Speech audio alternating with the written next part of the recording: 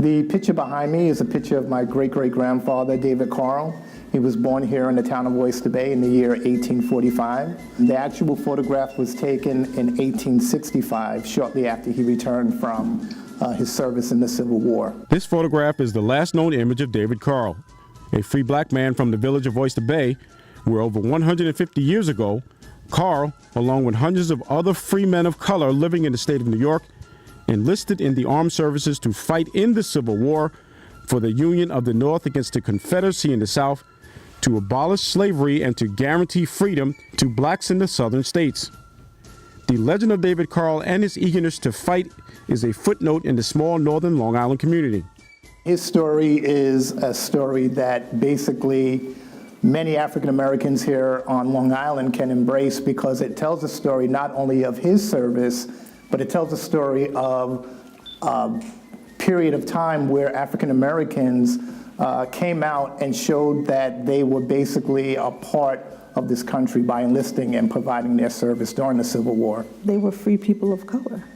You know, I think for the most part, they wanted to see everybody else enjoy the same liberties as they felt, you know, and this is one of the reasons why I feel that David Carll felt so strong about going to war. The Militia Act in 1792 forbid colored people to serve in the military, but in 1863, in response to President Abraham Lincoln's Emancipation Proclamation, the United States Army began to organize and recruit regiments of African Americans as United States troops.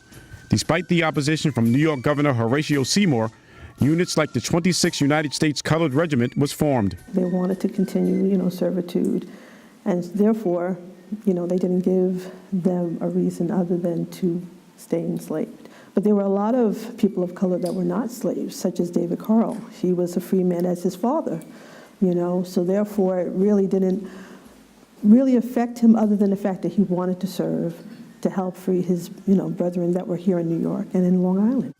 Mr. Downing shook David's hand and said, "You are now part of the best fighting army in the world. Godspeed to you. I'll see you on January 2nd.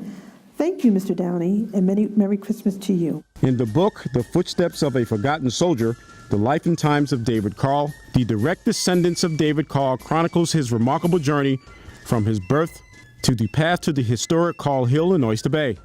Carll used his enlistment bounty to purchase property that still stands today. Out of the $300, the bounty that he received from the town of Oyster Bay, he took $200 and purchased the Carll Hill property, which is in Oyster Bay, and the $100 he kept for himself. So as a result, from 1864 to now, the property is still there. When he returned home from the war, he returned home to Oyster Bay, of course. He returned home to his wife, Mary Louisa. She was actually very happy that he had returned alive, because she had lost her brother in the war just before David had come home. So I would say that she was very excited that he, you know, was returning home safely. And their life just began. It was an interracial marriage from that union. I believe they had 9 children from that union. And they were all raised and lived here in Oyster Bay. Of that family tree, the father of former Miss America singer and actress Vanessa Williams was born and raised on Carll Hill. Her father was born and raised here in Oyster. Actually, he was born and raised on Carll Hill. Like I said, it's generational communal families that have lived there since 1864. My grandfather, Percy Carll, when we were kids, he used to take us up to the cemetery in Pine Hollow. And in that cemetery is where David Carll is buried. And he would methodically go through each grave site there and point out who each individual was and our relationship to them.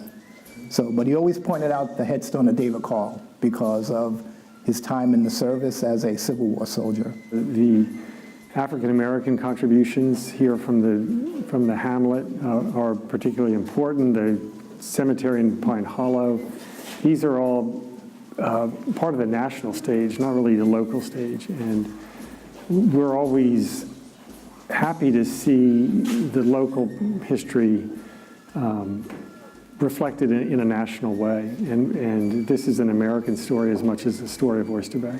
We've been on this trail for a long time. I thank, God, that my grandparents and aunts, uncle's mother, and allowed me to share the family history. I'm just trying to continue, and I'm just happy that Frank and I have decided to do this together to make this work. For more history on the village of Oyster Bay, go to oysterbayhistorical.org. For Push Pause, this is Archie Snowden.